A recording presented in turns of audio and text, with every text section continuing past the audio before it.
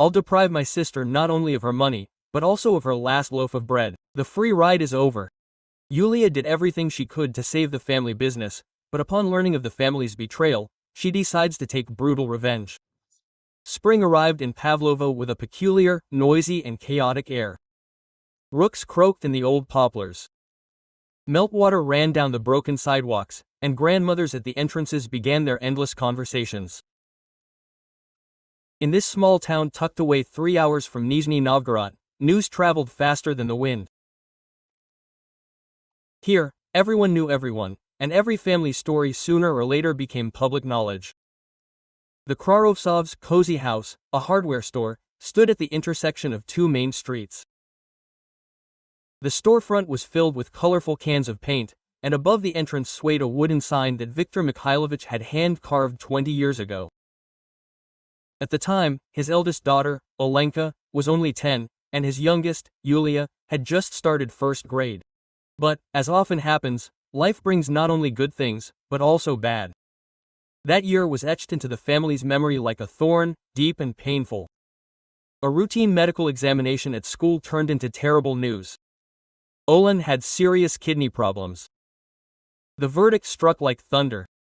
Urgent surgery was needed. "My dear daughter," whispered Tamara Igorevna, clutching the blonde girl to her chest. "Why has fate been so unfair to you? It would have been better if I had gotten sick, but not you." That evening, the woman noticed for the first time how fragile her eldest daughter was. "Like a porcelain doll. We will do everything to make you get better. Everything will be fine. Do you hear?" Since all the savings had been invested in opening the store, the whole town raised money for the operation. Viktor Mikhailovich visited all his acquaintances, mortgaged the unfinished garage, and borrowed from anyone he could. Olya was saved, but from that day on, everything changed in the family. It was as if her parents had shielded their eldest daughter with a glass bell jar. Take care of her, pity her, don't worry her. Olya was tired. Her mother immediately intervened. As soon as anyone mentioned household chores, "Olenka has a headache," her father shook his head, hiding another D in his report card. "Our girl shouldn't overexert herself," they both insisted when their daughter dropped out of music school. And the youngest, Yulia, somehow imperceptibly learned to be a shadow. Dark braids, a washed-out dress, a habit of hiding her eyes. After school, the girl immediately ran to the store to stock merchandise, help with the cash register, and rush around with reports. "You understand, right? Your sister needs you more than you do." This was her mother's favorite phrase whenever Yulia mentioned new shoes or a dress. "Let's do it later, next time." Next time, he would turn into a ghost that could never materialize. But Olya always had the best of everything, from patent leather shoes to expensive tutors. The years passed. Olga stayed home after school because her health prevented her from studying. She spent her days on social media, occasionally helping her mother with the housework. Yulia, meanwhile, graduated from high school with a gold medal and entered the economics department in Nizhny Novgorod. "I'm proud of you, daughter," her father whispered, hugging Yulia before leaving for university. "You're our smart girl." The youngest daughter remembered these rare moments of paternal affection throughout her 5 years of study. She strove for these moments to feel loved and needed again. Having graduated with honors, the girl returned to Pavlovo. By that time, her parents were noticeably tired of the business. Viktor Mikhailovich complained of high blood pressure, and Tamara Igorevna had developed arthritis. "Yulenka, maybe you could take over the management?" her father suggested one day at dinner. "You're educated now, with a fresh perspective, and your mother and I will relax at the dacha, grow vegetables, and prepare food for the winter." Yulia agreed without hesitation. Finally, she could prove her worth. Finally, she could earn her parents' love. In the very first months, the girl updated her product range, launched online advertising, and established connections with new suppliers. Business took off. Profits were beginning to please the eye. Until one day, while looking through the accounting reports, she didn't notice the oddity. Every month, a large sum, about 100,000 rubles, was deducted from the store's account. "It's for Olenka," the mother explained when her youngest daughter asked about it.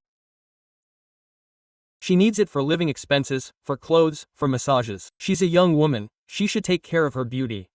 Quote, Yulia remained silent, clutching the folder with documents tighter, and quietly left. That evening, the girl couldn't sleep for a long time. After her mother's words, a strange feeling arose inside her. Until today, completely unfamiliar to her. For the first time in many years, something resembling a protest was rising. The spring of 2022 brought the first serious problems to the business. Suppliers began to refuse cooperation one after another. Prices soared, and some items disappeared from the market altogether. Yulia, we're running low on grout, reported storekeeper Nina Vasilyevna. And it's unknown when a new batch will be available. What should she tell the customers? Quote, we'll order similar products from other manufacturers. Yulia rubbed her temples. Looking at her laptop screen, she said, I'm already negotiating with 3 companies. Maybe we should close this department for now? Nina Vasilyevna suggested cautiously. No, we'll look for a solution. Give me until tomorrow.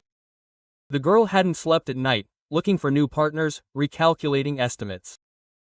Every penny counted. But on the other hand, money was slipping away like water, either on a new handbag for Olya, or on a trip to a sanatorium. After yet another major expense, Yulia couldn't take it anymore and decided to have a serious talk with her father. On Saturday evening, returning home, she immediately went to Viktor Mikhailovich's office. Quote, Dad, we need to talk. The youngest daughter perched on the edge of her chair. I can't allow such sums to be constantly withdrawn from the account. The store is barely staying afloat. This is unreasonable. This can't go on. Viktor Mikhailovich looked up from the newspaper. His face slowly began to turn crimson. Quote, What do you mean you can't allow it? The man asked. This is our family business, and I, as the founder. The business you handed over to me to manage, the girl interrupted him firmly. Starting tomorrow, I forbid the accountant from conducting any transactions without my consent, otherwise we won't be able to stop your crazy spending on Olya. How dare you? The father thundered, jumping up from his seat. Have you thought about your sister? She's special. She needs support. At 30, it's time to learn how to support herself. Are you going to argue? Understand one simple truth. Our store is hanging by a thread from bankruptcy. I'm doing everything to save the family business. I will do anything for my goal. Do you hear? If necessary, I will deprive my sister not only of money, but also of her last crumb of bread. The free ride is over. Viktor Mikhailovich froze, breathing heavily, and looked at his youngest daughter as if he was seeing her for the first time. So, that's how it is, he muttered through clenched teeth. Are you going to leave your own sister without help? I will leave the store without help if we continue in the same spirit. The father silently walked past his daughter and slammed the door so hard that the glass shook. Yulia sat in the empty office for a long time, trying to calm her wildly pounding heart, but to give in she certainly didn't intend to. However, a new surprise wasn't long in coming. In a week, Olya was turning 30.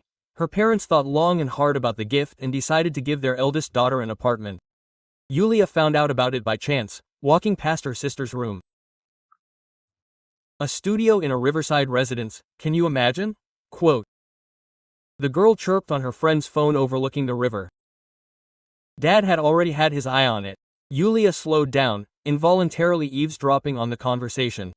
Yes, only 3 million. In today's times, that's pennies. 3 million kopecks. The girl leaned against the wall and closed her eyes. Those pennies could have saved the store, paid off debts to suppliers, updated the warehouse, renovated the sales area. No, this was some kind of nonsense. At dinner, everything went as usual. Mom was serving her signature borscht. Olya was scrolling through her phone feed. Dad was leisurely spreading butter on bread. If everyone is silent, then I'll tell you, as if in passing, Yulia began, stirring her plate with a spoon. I heard about the apartment in the river residence. The clink of cutlery died down. The older sister looked up from the phone and broke into a smile. Can you imagine what a great guy Daddy is? He found such a beauty. There will be heated floors. And where will the money come from? The girl tried to speak calmly, although inside everything was seething. 3 million. That's almost all the working capital of the store. Well, here it goes, the father winced. Always with your accounting. There is no humanity in you. Only numbers in your head. We'll get by. Right, Yulenka? The mother picked up, putting more in her favorite's cup. My sister is celebrating her 30th birthday after all. A serious date. A serious date? Yulia pushed her plate away. And the fact that the store is on the verge of bankruptcy is not serious? That half of the suppliers refuse to work with us? It's not serious. Don't exaggerate, the father waved it off. We've dealt with worse difficulties.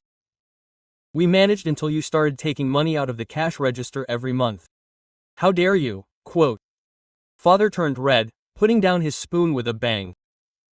I earned this money with my own hard work. I have the right to spend it as I want. My dear. Mother looked at Yulia with fear. Why are you doing this? Alenka really does need her own apartment. She is special to us. Special? The girl smiled bitterly. 30 years special. And even if the store burns down, I will still withdraw this money. Father stood up abruptly, knocking over a glass of compote. Even through the court, I will withdraw it. This is my store. If something does not suit you, then you can transfer management to me. I will resolve issues in my business myself. Olya demonstratively sobbed, pressing her hands to her chest.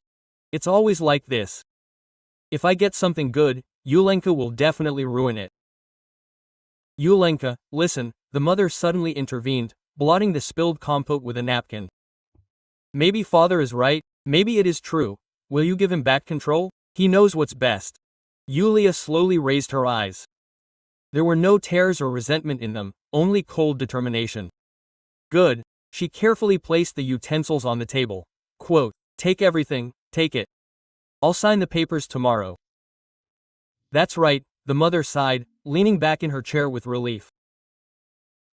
Everything must be fair. Fair, Yulia echoed. As you say. A week later, Viktor Mikhailovich took charge of the cozy house.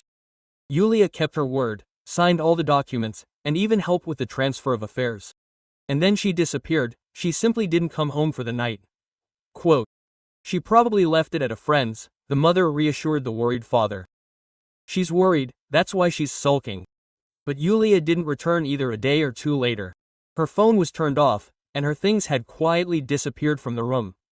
Quote, oh, she'll show up. Olya snorted, trying on a new dress. Where will she go from our Pavlovo? Yulia, she really did show up. A month later, a bright sign for Stroit Center appeared on the outskirts of town in a former furniture store, and beneath it, a familiar face shone on an advertising banner, director Yulia Kravtsova. Quote, building materials at fair prices. Did you see? I saw what she did. Viktor Mikhailovich paced the living room, waving a newspaper advertising the new store. The traitor has betrayed her own people. Calm down, Vidya. Tamara Igorevna sat down on the sofa. Maybe we should make peace. We'll try. She's still our daughter. What kind of daughter is she? A snake in the grass, her father thundered. She did it on purpose, to harm us. I'll never go to her first. She'll come crawling on her knees. But the construction center was gaining momentum. Yulia offered prices lower than my parents. She brought rare materials and arranged for home delivery. Old clients of the cozy home, one after another, left for her. Quote, hello, Nina Vasilievna, the girl smiled, meeting the former storekeeper at the entrance to her store. How are things in the cozy home? How are you? Quote, oh, Yulenka, the old woman glanced around nervously. Things are bad. Your father has completely lost his old connections and can't find new ones. And this is your sister. Quote, Nina Vasilievna shook her head. Every day he arrives in a new car, and our wages are delayed. It's the second month, I can't stand it. Yulia nodded silently and took a business card out of her bag. If you want to change jobs, call me. I just happen to have a vacancy. A week later, Nina Vasilievna was already working for Yulia. Other employees of the cozy home followed her. One evening, when the girl was closing the store, her father appeared on the threshold, still just as proud and self-confident. Only his eyes betrayed despair and slight confusion. Let's talk. Yulia silently opened the office door. Are you satisfied? Viktor Mikhailovich sank heavily into the visitor's chair. You got your way. We're on the verge of bankruptcy. Bravo. The youngest daughter turned on the desk lamp. In the dim light of the office, the shadows sharpened the features of their faces, making them look similar. The same stubborn folds at the lips, the same direct gaze. I didn't want ruin anyone. She sat down opposite her father and simply opened her own business. Her own business? The man chuckled bitterly. You calculated everything. You chose the location and set the prices specifically to destroy us. And you weren't calculating when you were taking the last money from the register? When I lay awake nights trying to save the store. And you and Olya's mother were buying an apartment, a heavy silence fell. Cars honked outside. Somewhere in the distance, music played. The city went about its usual evening life. I came to offer peace, her father finally said. Come back. Everything will be as you want. Complete control over your finances. No unjustified spending. No, Dad. Yulia shook her head. It won't be like before. I don't trust you anymore and I never will. Alas. But why? He leaned forward. We are a family. Don't you see what you're doing? Mother cries every evening. Olya, has anyone thought about me? Her voice wavered. For 23 years I was your free labor, Olya's nanny, the store's lifeline. And what did I get in gratitude? Reproaches and accusations. Daughter. No, Dad. I'm no longer the girl who will silently swallow an insult. I'm a grown woman with my own business, and I'm not going to give it up. Viktor Mikhailovich slowly stood up. So that's how it is. You won't forgive me? I don't forgive betrayal, Yulia answered firmly, especially when it's family members who betray me. Her father slowly moved toward the exit, but stopped just before the door. His shoulders slumped, and his voice became somehow broken. You know, every evening I walk through the park past your store, look at your sign and think, how did this happen? Where did I take a wrong turn? Quote. The girl remained silent, examining the toes of her shoes. Your old math teacher came by recently, your father suddenly said, asking about you, expressing pride, saying you were always able to solve complex problems, while I failed my most important one. The man placed his hand on the doorknob and quietly added, Take care, daughter, you're doing well. The door closed. Yulia was left alone in the empty office. She didn't rush to the window, didn't cry, didn't call her mother. She simply pulled out a folder of documents and immersed herself in work. She had a lot to do. After all, tomorrow was the opening of a new location of her store in the neighboring town.